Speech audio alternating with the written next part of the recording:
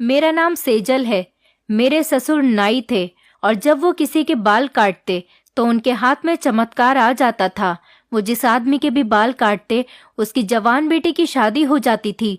ऐसा नहीं था कि उनकी बेटियों की शादी कहीं बुरी जगह पर होती थी, बल्कि अच्छे परिवारों में होती थी, जहां पर ऐसे लोगों की बेटियां बहुत खुश रहती थी जो मेरे ससुर से अपने बाल कटवाने आते थे।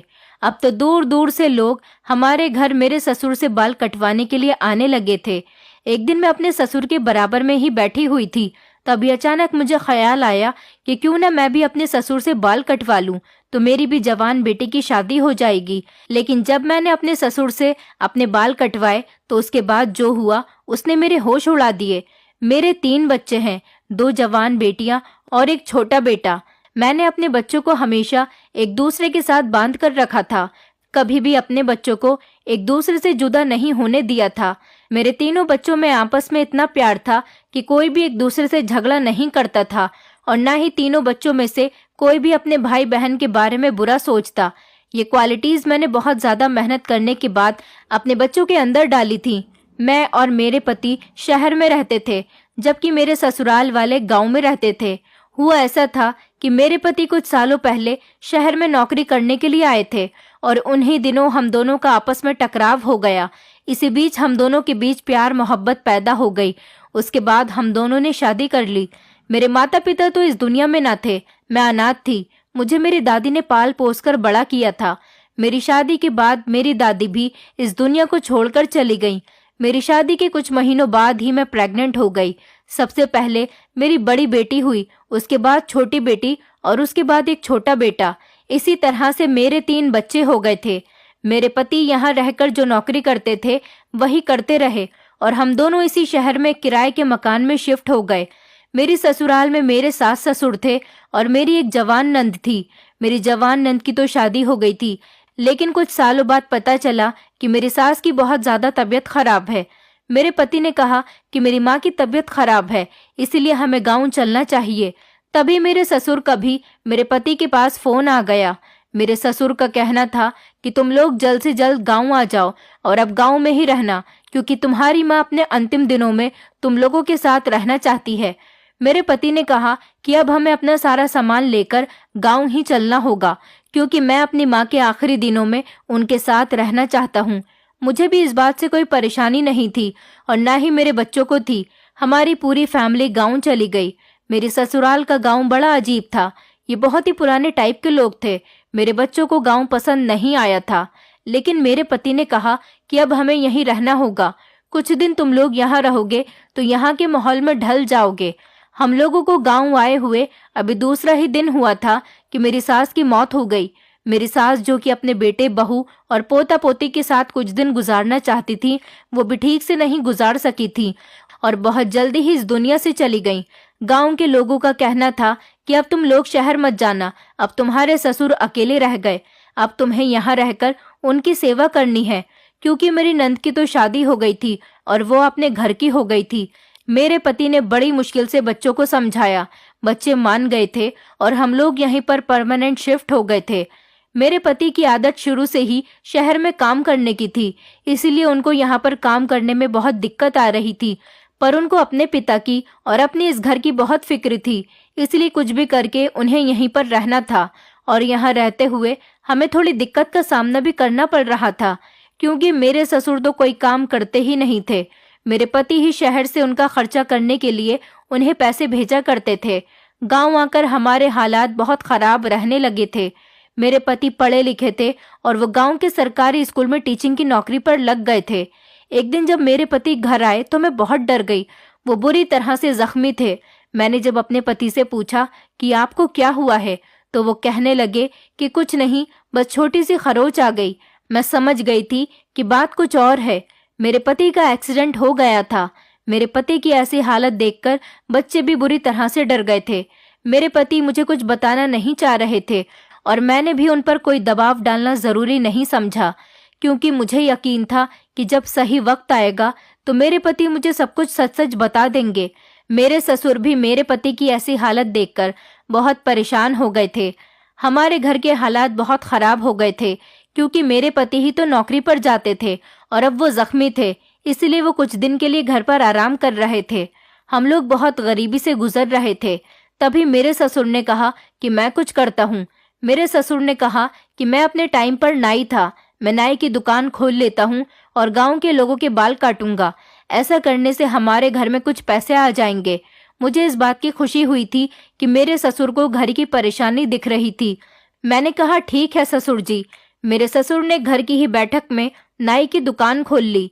अगले ही दिन मेरे ससुर ने नाई की दुकान खोल ली थी और उनकी दुकान पर एक दो कस्टमर आते और उनसे बाल कटवा लेते या फिर शेविंग करवा लेते। दिन के सिर्फ 100 या 50 रुपए ही आ रहे थे, लेकिन इस तरह से हमारे घर का गुजारा नहीं हो सकता था। लेकिन जिस दिन से मेरे ससुर ने नाई की दुकान खोली थी, उसी दिन से मुझे अपने ससुर के बिहेवियर में कुछ चेंजेस नजर आने लगे थे, क्योंकि मेरे ससुर ने घर के भले के लिए ही ये दुकान खोली थी। मुझे कभी कभी लगता था कि जो पैसे आते हैं मेरे ससुर उसे अपने पास रख लेते हैं, वो घर में देते ही नहीं। उनकी हरकतें मुझे बड़ी अजीब लगने लगी थी। एक दिन मेरे पति की तबीयत खराब हो गई और हम उन्हें अस्पताल लेकर चले गए, मगर मैंने देखा कि मेरे ससुर अपने बेटे के लिए बिल्कुल भी परेशान नहीं थे। डॉक्टर की फीस के लिए मेरे पास पैसे नहीं थे, उन्होंने मुझे पैसे नहीं दिए। मेरे पास एक सोने की अंगूठी पड़ी हुई थी, मैंने अपनी अंगूठी बेच दी और अपने पति के लिए दवाइयाँ ली।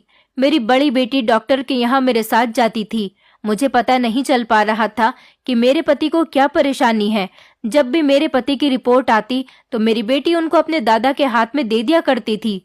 मैं अपनी बेटी से रिपोर्ट्स मांगती तो वो कहती कि दादाजी ने कहा था कि रिपोर्ट्स लाकर सिर्फ मुझे देना, और डॉक्टर भी मुझे मेरे पति की बीमारी में कुछ नहीं बताता था कि मेरे पति को क्या परेशानी थी और वो इतनी जल्दी जल्दी बीमार क्यों रहने लगे थे, और न ही मेरे पति मुझे इस बारे में कुछ बता रहे थे।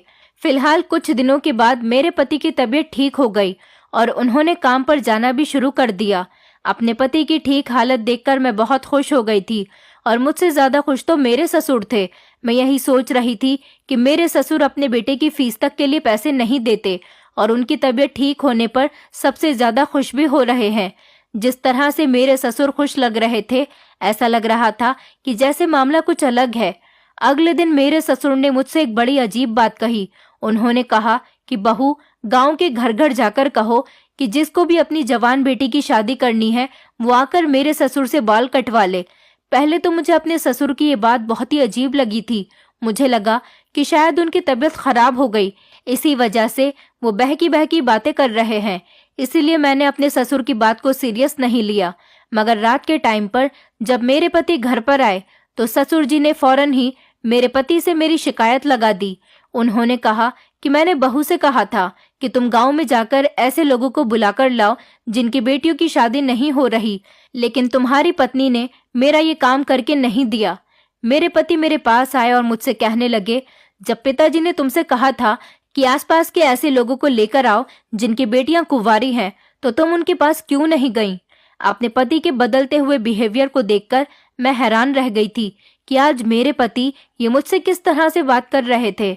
आज से पहले तो उन्होंने मुझसे कभी ऐसे बात नहीं की। आज मेरे पति ने मेरे सामने बदतमीजी की थी। मैंने कहा था कि ऐसे लोगों को इकट्ठा करने का क्या फायदा हो सकता है? तुम्हारे पिताजी कैसी हरकतें कर रहे हैं? क्या वो लोगों को ये जताना चाहते हैं कि उनकी जवान बेटियों की शादी उनकी बदसूरती की वजह से नहीं हो रही, या फिर उनकी बेटियों के अंदर कोई कमी है, इसी वजह से मैं उनको बुलाकर नहीं लेकर आई? तो मेरे पति कहने लगे कि उनके दिल को कोई तकलीफ नहीं पहुंचेगी, बल्कि उनकी प्रॉब्लम सॉल्व हो जाएगी। मुझे अपने पति की बात हैरान कर गई थी। मैंने उनसे पूछा कि आखिर कौन सी प्रॉब्लम सॉल्व हो जाएगी जो तुम्हारे पिता सॉल्व कर देंगे? तो वो कहने लगे, तब तुमको खुद पता चल जाएगा।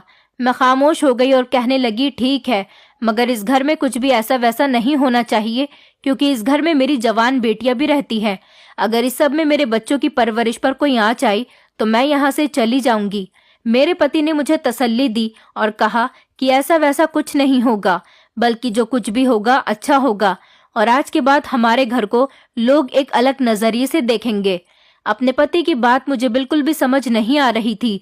न जाने वो किस बारे में बातें कर रहे थे, मगर फिर भी मैं अगले दिन अपने पति के कहने पर गांव के लोगों के पास चली गई और उन जवान लड़कियों के माता पिता को लेकर आई जिन लड़कियों की शादी नहीं हो रही थी।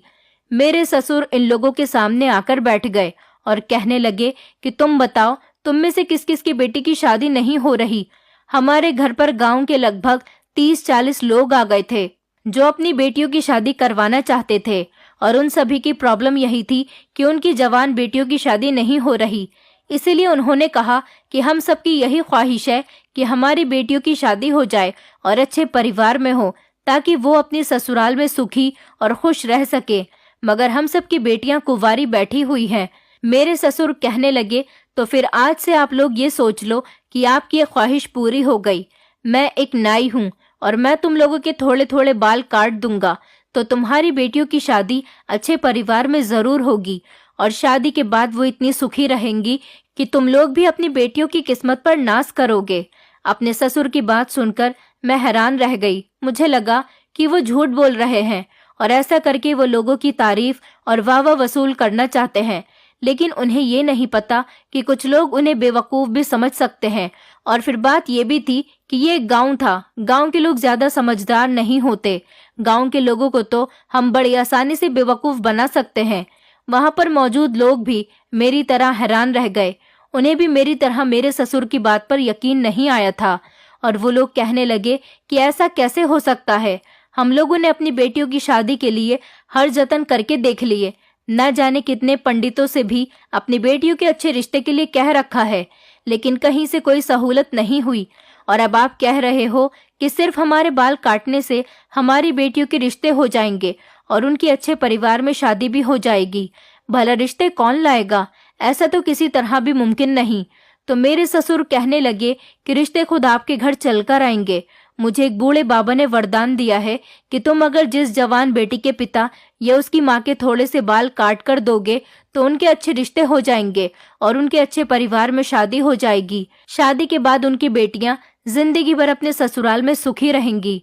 मैंने अपने इस वरदान का कभी फायदा नहीं उठाया था, लेकिन अब मैं अपने इस वरदान का फायदा उठाना चाहता हूँ, क्योंकि मैं एक नाई हूँ। ससुर जी की बातों ने मेरे साथ साथ वहां पर बैठे हुए सारे लोगों को चौंका दिया था। हम सब लोग हैरानी से उनकी तरफ देखने लगे। फिर उन लोगों ने मेरी तरफ देखा। गांव के लोगों ने मुझे पहली बार देखा था, क्योंकि इससे पहले हम लोग शहर में रहते थे, इसलिए गांव के लोग मुझे ज्यादा नहीं जानते थे। लेकिन जब मैंने उनको अपने ससुर का नाम बताया और कहा कि आप लोगों को मेरे साथ चलना है, मैं उनके बेटे की बहू हूँ, तो वो लोग मुझे देखकर हैरान रह गए थे। मेरे ससुर गांव के पुराने नाई थे, ये बात तो सारा गांव जानता था। लेकिन जब से वो बीमार रहने लगे थे, तब से उन्होंने अपना नाई वाला काम छोड़ दिया था। लेकिन अब जब उन्हें दोबारा से अपना नाई का काम शुरू किया और लोगों को ये बात बताई कि उनको वरदान मिला हुआ है कि जिसकी वजह से वो इन लोगों की बेटियों की शादी करवा देंगे, ये बात आज गांव वालों को पहली बार पता चली थी, और उनके साथ साथ मुझे भी। फिलहाल गांव वाले मान गए और उन्होंने कहा कि जहां हमने इतनी कोशिशें की हैं, वहां हम एक और कोशिश करके देख लेते हैं। काश आपके वरदान से ही हमारी बेटियों की शादी हो जाए। और फिर इस तरह मेरे ससुर ने एक एक करके लोगों के बाल काटने शुरू किए, और अपना काम होते ही एक एक करके वो सब लोग वहां से जाने लगे। मगर ये देखकर मैं हैरान रह गई थी कि जो औरत और आदमी मेरे ससुर के हाथ से बाल कटवा कर गए थे, वो आज 20 दिन के बाद जब हमारे घर पर आए तो बहुत ज्यादा खुश नजर आ रहे थे। वो लोग कहने लगे कि आपने ठीक कहा था, हमारी बेटियों के अच्छे परिवारों में रिश्ते तय हो गए, और कुछ लड़कियों की तो अगले महीने शादी भी है। ये सब सुनकर तो मैं दंग रह गई। मुझे तो लगा था कि वो लोग जब हमारे घर पर आएंगे तो मेरे ससुर पर गुस्सा करेंगे कि तुमने हमें बेवकूफ बना दिया, हमारी बेटियों का रिश्ता तो नहीं लग सका। लेकिन यहाँ तो ये लोग कह रहे थे कि सच में उनकी बेटियों का रिश्ता पक्का हो गया और जल्द ही उनकी शादी भी होने वाली है। और तो और सबसे ज्यादा चौंका देने वाली बात ये थी कि उन सभी लड़कियों के रिश्ते अमीर परिवार से ही आए थे। इन मामलों में मेरे ससुर अब फेमस हो गए थे। दूर दूर से ऐसे लोग आते थे जिनकी बेटियों के अंदर कोई ना कोई कमी होने की वजह से उनके रिश्ते नहीं हो पा रहे थे। वो लोग आते और मेरे ससुर से कहते कि अपने हाथ से हमारे भी बाल काट दो ताकि हमारी बेटियों की शादी भी हो सके, और मेरे ससुर उनके बाल काट दिया करते थे। लोग अपनी खुशी से मेरे ससुर को कुछ पैसे और कुछ कीमती गिफ्ट्स भी देकर चले जाते थे। कुछ फ्री में भी अपने बाल कटवाकर चले जाते, लेकिन मेरे ससुर ने कभी उनसे पैसे नहीं मांगे थे। इसी तरह से अब हमारे घर पर लोगों का आना जाना लगा रहता था। उन्हीं दिनों मुझे ख्याल आया कि मैं भी ससुर जी के हाथ से अपने बाल कटवा लेती हूँ। मैंने अपने ससुर से कहा, पिताजी मेरे भी बाल काट दीजिए, क्योंकि मेरे दो मुँहे बाल बहुत हो रहे हैं। जब घर में नाई मौजूद है तो मैं बाहर किसी से अपने बाल क्यों कटवाऊं? मेरे ससुर कहने लगे कि मैं तुम्हारे बाल नहीं काट सकता। अगर मैंने तुम्हारे बाल काट दिए तो तुम्हारी बेटियों के भी रिश्ते आने शुरू हो जाएंगे। ससुर जी की बात सुनकर मैं खामोश हो गई और मुझे इस बात पर हैरानी भी हुई कि मेरे ससुर को तो सिर्फ ऐसा वरदान मिला हुआ था कि वो जिन लोगों के बाल काटते हैं उनकी बेटियों की शादी नहीं हो पा रही होती, लेकिन मेरी बेटियां तो अभी ठीक से जवान भी नहीं हुई थी। मेरी एक बेटी 17 साल की थी तो दूसरी बेटी 15 साल की थी और एक 13 साल का बेटा था। और अगर मान लो कि मेरी बेटी का रिश्ता आ भी गया तो ये मेरे बस में है कि मैं उसकी शादी करूं या ना करूं। मैं चाहूं तो रिश्ते से इनकार भी कर सकती हूं। जिस इंसान की बेटियों की शादी नहीं हो रही, उनके माता पिता के अगर मेरे ससुर बाल काट दे तो उनकी शादी हो रही है, लेकिन जो लोग अपनी बेटियों की शादी नहीं करना चाहते तो क्या उनके बाल काटने से भी उनकी बेटियों की शादी हो जाएगी? ये बात तो मुझे बड़ी अजीब लगी थी। फिलहाल तो मैंने अपनी गली में रहने वाली ही एक लड़की से अपने बालों की सेटिंग करवा ली थी और मेरे ससुर का काम ऐसे ही चलता रहा। अब हमारे घर में रोज इसी तरह से लोगों का मेला लगा रहता था। हर कोई मेरे ससुर से बाल कटवाने की ख्वाहिश में लगा रहता। मैंने अपने पति से कहा कि ये सब कुछ हमारे घर में क्या चल रहा है। अगर तुम्हारे पिताजी के हाथ में सच में कोई चमत्कार है तो वो अपना चमत्कार सिर्फ उन्हीं लोगों पर किया करे जो लोग बहुत ज्यादा मजबूर हैं। घर के अंदर मेला लगाकर रखने की कोई जरूरत नहीं। हमारे घर में जवान बेटियां भी हैं और हर तरह के लोग हमारे घर में अब आने जाने लगे। वो तुम्हारे पिताजी हैं, अगर उनके हाथ में कोई चमत्कार है और उनको कोई वरदान मिला हुआ है तो वो अपने इस चमत्कार को संभाल कर भले ही न रखें, मगर उसको सही तरीके से इस्तेमाल कर लें। इस तरह घर में लोगों की भीड़ भाड़ बनाए रखना मुझे बिल्कुल पसंद नहीं। आपको तो पता है कि मैं ऐसे माहौल में रहने वाली बिल्कुल भी नहीं हूँ, लेकिन आपके कहने के मुताबिक इस घर में रह रही हूँ, सिर्फ आपके और आपके पिताजी की खातिर। और ये गांव के लोग भी मुझे बड़े बेवकूफ लगते हैं, जिन्होंने भगवान से तो बिल्कुल भरोसा उठा लिया। भगवान से मांगने के बजाय यहाँ पर आने लगे। तुम्हारे पिताजी से अपने सर के बाल कटवाते हैं और फिर चले जाते हैं। भगवान पर भरोसा और यकीन भी कोई चीज होता है। मुझे तो ऐसा लग रहा है जैसे कि गांव के सारे लोग अच्छी तरह से बेवकूफ बन रहे थे और गुमराह हो रहे थे। अब तो यहाँ पर वो लोग भी आने लगे थे जिनकी बेटियां सिर्फ 15-16 साल की ही हैं और उनके माता पिता भी यहाँ पर आके अपने बाल कटवा जाते। इतनी छोटी सी उम्र में वो लोग अपनी बेटियों की शादी करना चाहते थे, जबकि उनकी बेटियों के अंदर कोई कमी भी नहीं होती। अभी उनकी बेटियां ठीक से जवान नहीं हुई कि चले आए हमारे घर और करवा दी उनकी जल्द से जल्द शादी।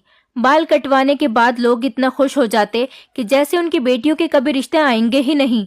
मैंने अपने पति को घर के माहौल के बारे में बताने की पूरी कोशिश की तो शायद उन्हें मेरी बात अच्छी नहीं लगी, क्योंकि मैंने ये बात बहुत गुस्से में कही थी और आज तक कभी मैंने इस तरह का बिहेवियर करते हुए अपने पति से बात नहीं की थी। मेरी इस बात पर मेरे पति मुझसे कहने लगे कि सेजल, तुम्हें मेरे पिताजी से क्या परेशानी है? अगर वो लोगों का भला कर रहे हैं तो उनसे भगवान भी खुश हैं, तभी तो उनके पास ये वरदान है, वरना हम जैसे लोगों के पास तो ऐसा वरदान मौजूद नहीं। ऐसा चमत्कार भगवान ने मेरे पिता के हाथ में इसीलिए दिया ताकि वो जवान बेटियों का घर बसा सके। तुम उन्हें रोकने की कोशिश मत करो, क्या पता उन लोगों की प्रार्थनाओं की वजह से ही हमारे भी अच्छे दिन आ जाएं। मेरे पति तो ये बात कहकर चले गए, लेकिन मैं वहीं पर शॉक्ड खड़ी रह गई, क्योंकि भले ही मेरे पति ने इतनी लंबी चौड़ी बात कहकर मेरी इस बात को इग्नोर कर दिया, लेकिन हकीकत बात वहीं पर थी। वो मेरी बात को समझने की कोशिश नहीं कर रहे थे। उनको मेरी बात समझ में ही नहीं आ रही थी, या शायद वो समझना ही नहीं चाहते थे।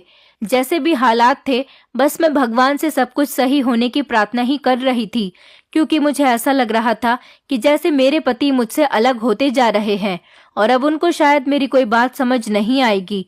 इसलिए मैंने ससुर जी को समझाने की कोशिश की। शाम के टाइम पर मैं अपने ससुर जी को चाय देने गई तो मैंने उनसे कहा, पिताजी अब बस बहुत हो गया आपका ये काम। घर में अच्छे बुरे हर तरह के लोग आने जाने लगे और मुझे ऐसा माहौल बिल्कुल भी पसंद नहीं। अगर आपको ये सब कुछ करना ही था तो आपने हमारे आने से पहले क्यों नहीं किया? तब तो आप अपने बेटे की कमाई से ही घर का खर्च चला रहे थे। तब तो आपने अपने घर में किसी को नहीं बुलाया और जब से हम लोग यहाँ पर आए हैं आपने इस घर में मेला लगाया हुआ है। बस बहुत हो गया लोगों को बेवकूफ बनाना।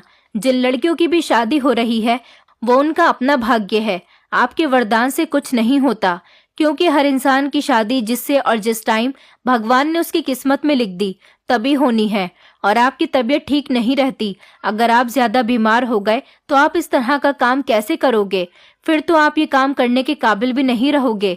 अब लोगों की आपसे दिन ब दिन उम्मीद बढ़ती चली जा रही है, इसीलिए मैं यही कहना चाहती हूँ कि आप ये काम छोड़ दो और घर में रहकर बस आराम करो। मैं नहीं चाहती कि कुछ गलत हो, इससे पहले आप लोगों को यहाँ पर आने से मना कर दो।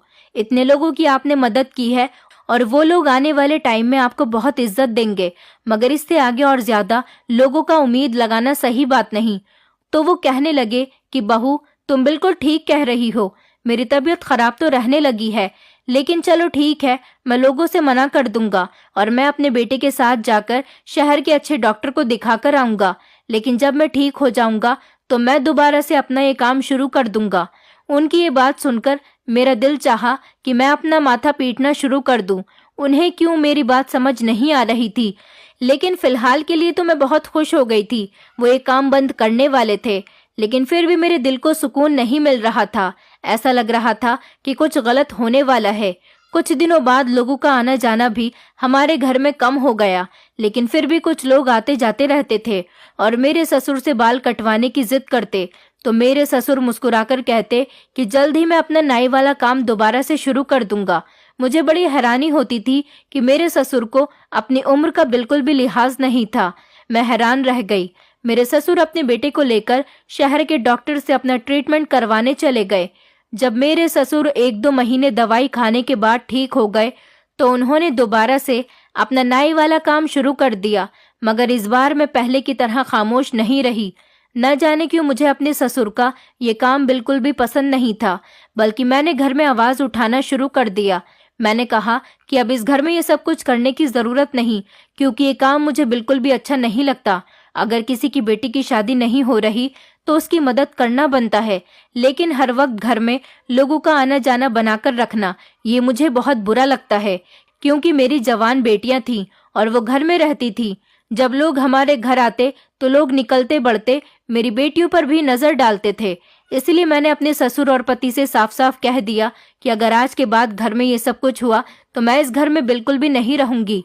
हाँ, मगर ये बात मैंने अपने दिल पर पत्थर रखकर बोली थी, क्योंकि मैं नहीं चाहती थी कि मैं अपने पति से अलग हो जाऊं। ये बात सुनकर मेरे पति कहने लगे कि ठीक है, अगर तुम घर से जाना चाहती हो तो जा सकती हो, बल्कि तुम ही अपने हाथ से अपने परिवार को खत्म कर दोगी। और अगर तुम नहीं जाना चाहती तो मैं ही पिताजी और बच्चों को लेकर यहाँ से खुद चला जाता हूँ और इस घर में तुम अकेली रहती रहना, क्योंकि तुम्हें सुख शांति बहुत पसंद है। लेकिन इससे पहले तुम्हें पिताजी के हाथ से अपने सर के बाल कटवाने पड़ेंगे। ये बात मुझे बहुत ही ज्यादा अजीब लगी थी। आखिर अब वो क्यों मेरे बाल काटना चाह रहे थे? और आखिरकार मेरे ससुर ने मेरे बाल काट दिए। लेकिन अगले ही दिन जो कुछ हुआ तो उसे देखकर मैं दंग रह गई। मैंने देखा कि कुछ लोग हमारे घर पर मेरी बेटियों के रिश्ते के लिए आए हुए थे। उन लोगों को देखकर मैं दंग रह गई। वो लोग कहने लगे कि हमें आपकी बेटी पसंद आ गई, हम आपकी बेटी से अपने बेटे का रिश्ता तय करना चाहते हैं। लेकिन ऐसा कैसे मुमकिन हो सकता था? मेरी बेटी तो अभी सिर्फ 17 साल की हुई थी और ये उम्र कोई शादी करने की उम्र नहीं होती। ये सब मुझे अपने ससुर की कोई चाल लग रही थी। ऐसा तो कभी मुमकिन ही नहीं हो सकता कि बाल कटवाते ही फौरन मेरी बेटी का रिश्ता आ जाए, जबकि मेरी बेटी में कोई कमी भी नहीं थी। मेरी बेटी खूबसूरत थी और न ही मुझे अपने ससुर के इस वरदान की कोई जरूरत थी, क्योंकि मुझे पता था कि जब मेरी बेटी 20-22 साल की उम्र में हो जाएगी तो वो अब से कहीं ज्यादा बेहतर होगी और उसकी खूबसूरती और उसकी समझदारी देखते हुए मेरी बेटी का रिश्ता जल्दी ही हो जाएगा। मेरा दिमाग इस बात को मानने के लिए तैयार बिल्कुल भी नहीं था। मेरी दोनों बेटियां मुझे बड़ी हैरानी से देखने लगी। मैंने कहा कि मुझे अपनी बेटियों की शादी इतनी जल्दी नहीं करनी, आप लोग यहाँ से प्लीज चले जाओ। परेशान तो वो लोग भी बहुत लग रहे थे जो मेरी बेटी का रिश्ता लेकर आए थे, और मुझे बड़ी घबराहट महसूस हो रही थी। ऐसा लग रहा था जैसे मेरे दिल को किसी ने अपनी मुट्ठी में किया हो। मगर मेरे पति जैसे उन्हें तो कोई फर्क ही नहीं पड़ता था और मेरे बच्चों का भी बहुत मूड खराब हो गया था। वो जो मुझसे घर से निकल जाने की बात कर रहे थे, आज मुझसे कह रहे थे कि तुम एडजस्ट करके इस घर में नहीं रह सकती। मेरे पति ने मुझे किसी भी तरह से राजी कर लिया और कहा कि तुम इस घर से कहीं नहीं जाओगी। धीरे धीरे मैं सब कुछ ठीक कर दूंगा। इस जमाने में मैं तुम्हें अकेला नहीं छोड़ सकता। मेरे अलावा तुम्हारा इस दुनिया में कोई नहीं। बस मुझे सिर्फ इस बात का ही ख्याल है, इसलिए तुम यहाँ से कहीं नहीं जाओगी। मैं हमेशा तुम्हारा साथ दूंगा। कुछ दिनों की बात और है, बस तुम कुछ भी एडजस्ट करके यहाँ पर रह लो। धीरे धीरे सब कुछ ठीक हो जाएगा। अपने पति की ये सारी बातें सुनकर मुझे बहुत ज्यादा गुस्सा आया था। मैं समझ गई थी कि वो मुझे मनाने की कोशिश कर रहे थे और मुझे अपने ससुर को देखकर भी गुस्सा आ रहा था कि आखिर वो होते कौन हैं, मेरी बेटियों की इतनी जल्दी शादी करवाने वाले। ये सब कुछ जो हो रहा था मेरे ससुर जी की ही वजह से हो रहा था, बल्कि ये सब कुछ उन्होंने जानबूझकर किया था और अब मासूम बनकर मेरे पति के बराबर में खड़े हुए थे। मैंने सोच लिया था कि खामोश रहने से कुछ भी नहीं होने वाला। अब इन लोगों के खिलाफ आवाज उठानी ही पड़ेगी। अब बात मेरी बेटियों की इज्जत तक आ गई थी। जब इन लोगों को इस बात का पता चला कि मैं अपनी बेटियों की शादी जल्दी नहीं करना चाहती, तो उन लोगों ने इस बात पर एक्शन उठाया, क्योंकि गांव का उसूल था कि लड़कियों की शादी 15 साल के फौरन बाद ही कर दी जाती है। मैं बड़ी कंफ्यूज हो गई थी। आखिर ये गांव कैसा था और यहाँ पर क्या हो रहा था। ये बात सच है कि मेरे ससुर के हाथ में चमत्कार है, लेकिन ये चमत्कार बेवजह तो काम नहीं कर सकता, क्योंकि जो लोग यहाँ पर आते थे वो मजबूर होते थे। उनकी बेटियों का रिश्ता नहीं लग रहा था, लेकिन मेरी बेटियां ऐसी नहीं थीं और मैं कोई मजबूर भी नहीं थी जो मेरी बेटी का रिश्ता फटाफट से आ गया। गांव वालों की बातें सुनकर मैं परेशान हो गई थी, इसीलिए मैंने सोचा कि सारा मामला मैं खुद पता लगाकर रहूंगी कि मेरे ससुर जो कर रहे हैं वो सच है या फिर वो कोई फ्रॉड कर रहे हैं। मैं अपने ससुर की बैठक की जांच पड़ताल करना चाहती थी, इसलिए मैं ससुर जी की बैठक में चली गई। लेकिन तभी अचानक मेरे ससुर दरवाजे पर मुझे मिल गए और उन्होंने मुझे रोक लिया और कहा कि बहू, तुम यहाँ पर क्या कर रही हो? चलो यहाँ से वापस जाओ। मेरे ससुर ने मुझे बैठक के अंदर आने ही नहीं दिया। इस बार मेरा प्लान फ्लॉप हो गया। मैं समझ गई थी कि मेरे ससुर जानबूझकर ऐसा कर रहे हैं। अब मुझे यकीन हो गया था कि दाल में जरूर कुछ तो काला है। अपने ससुर की बैठक के अंदर तो मैं नहीं जा पाई थी, लेकिन मैंने सारा दिन अपने ससुर पर नजर रखी और ये देखकर मुझे बड़ी हैरानी हुई कि रात के टाइम पर मेरे तीनों बच्चे और मेरे पति, तो मेरे ससुर उन सबको लेकर अपनी बैठक में चले गए। अब ऐसा रोज होने लगा था। मेरे ससुर रोज घर में सब लोगों को लेकर अपनी बैठक में बंद हो जाते और वो लोग 2-3 घंटे बैठकर ना जाने क्या बातें करते थे।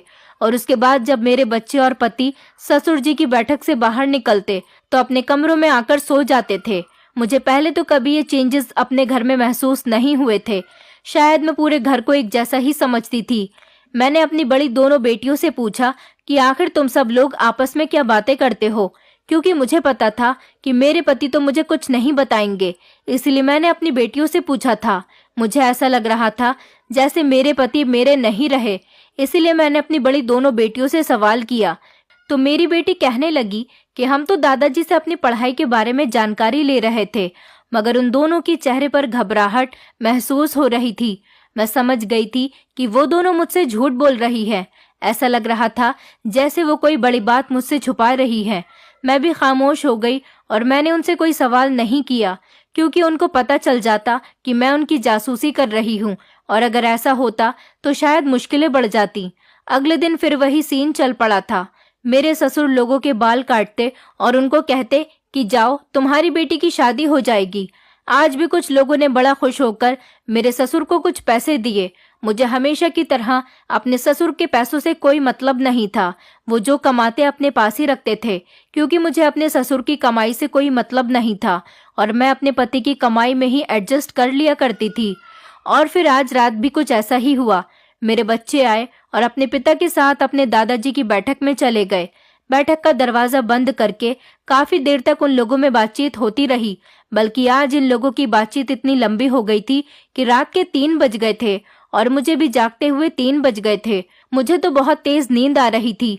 मैं सोच रही थी कि इन लोगों को अपनी नींद की फिक्र नहीं। जब वो सब लोग बैठक से बाहर निकले तो बहुत खुश नजर आ रहे थे। आज मैंने उनसे उनकी खुशी की वजह नहीं पूछी, बल्कि मैं खामोशी रही और खामोशी से मैं उनकी हर हरकत पर नजर रखती रही। अगले दिन मेरे पति ने मुझसे कहा कि अगर तुम चाहो तो कहीं घूमने जा सकती हो। मैंने कहा कि अगर मुझे कहीं घूमने जाना हुआ तो मुझे उसके लिए किसी की परमिशन की जरूरत नहीं, और आपकी परमिशन की तो बिल्कुल भी जरूरत नहीं। मैं अपने पति से अभी तक नाराज थी और उनसे गुस्से में ही बात कर रही थी। मैं समझ गई थी ये लोग मुझे घर से बाहर भेजना चाहते हैं और मेरे जाने के बाद कोई ऐसा काम करने वाले हैं जो मेरे सामने नहीं कर सकते। मैं इन लोगों की चाल समझते हुए खामोशी से मार्केट का बहाना लेकर घर से निकल गई और मैंने अपने ससुर से कहा कि मैं गांव की मार्केट देखने के लिए जा रही हूँ, 1 घंटे के बाद ही वापस आऊंगी। और ये सुनकर मेरे पति, बच्चे और मेरे ससुर बहुत खुश हो गए। उन सभी के चेहरे पर मुस्कुराहट आ गई थी। मैंने कहा, मैं जा रही हूँ। पड़ोस के घर में जाकर मैं छत से कूदकर दोबारा अपने घर में आ गई और मैंने देखा कि मेरे पति कपड़े पहनकर तैयार हो गए थे और मेरी बेटियां भी तैयार हो गई थी और ये सब लोग मेरे ससुर के साथ मिलकर कहीं जा रहे थे। उनको इस तरह से एक साथ जाता हुआ देखकर मुझे कुछ गड़बड़ महसूस होने लगी। जैसे ही वो लोग घर से निकले, मैं भी उनके पीछे पीछे घर से निकल गई। वो लोग सीधा हॉस्पिटल के अंदर चले गए। वो लोग अस्पताल के अंदर गए तो मैं भी उनके पीछे पीछे अंदर चली गई और छुपकर अंदर का नजारा देखने लगी। मगर ये देखकर मेरी जान निकल गई कि डॉक्टर ने मेरे पति को स्ट्रेचर पर लेटने के लिए कहा और उनको ऑपरेशन थिएटर में लेकर जाया जा रहा था। मैं फौरन दौड़ती हुई अपने पति के करीब चली गई, क्योंकि अब इस तरह से छुपने का कोई फायदा नहीं था। मुझे इन सब लोगों से सवाल करने थे कि आखिर ये मेरे पति को क्या हुआ। मुझे वहां पर देखकर उन सब के चेहरे फक पड़ गए थे। मैंने कहा कि मेरे पति को क्या हुआ और उनको ऑपरेशन थिएटर में क्यों लेकर जाया गया।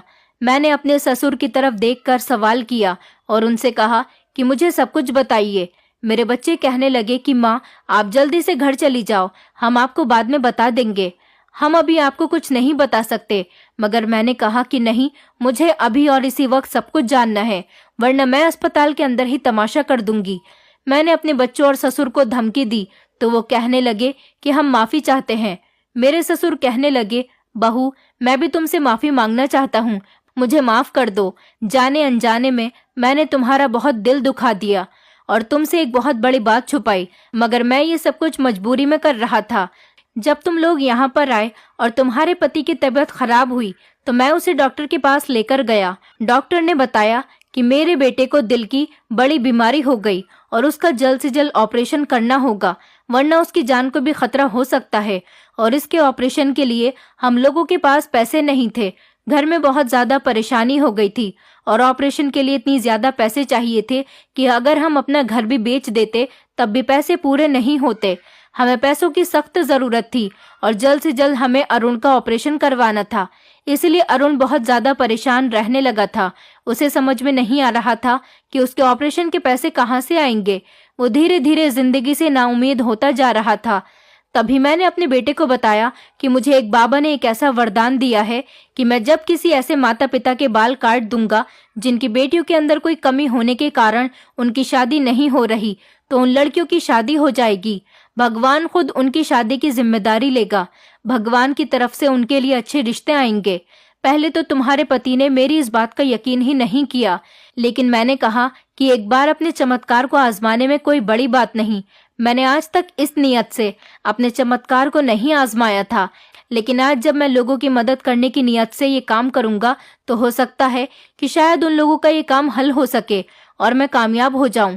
इसीलिए मैंने गांव के लोगों को तुम्हारे जरिए बुलवाया और फिर सच में उस बाबा का वरदान सही निकला। लोग मुझे अपनी मर्जी से जो पैसे देकर जाते थे वो मैं संभाल कर रख लिया करता था। और फिर एक दिन अरुण की तबीयत खराब होने वाली बात घर में तुम्हारी बेटियों को भी पता चल गई।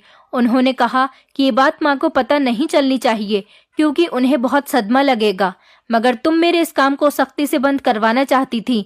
इसलिए अरुण ने तुम्हारे साथ बदतमीजी से बात की और तुम्हें कई बार समझाया भी था कि तुम मेरे इस काम में रुकावट ना डालो, मगर तुमने हर तरीके से मेरे इस काम को बंद करवाने के बारे में ठान लिया था और तुमने धमकी दी थी कि तुम ये घर छोड़कर चली जाओगी।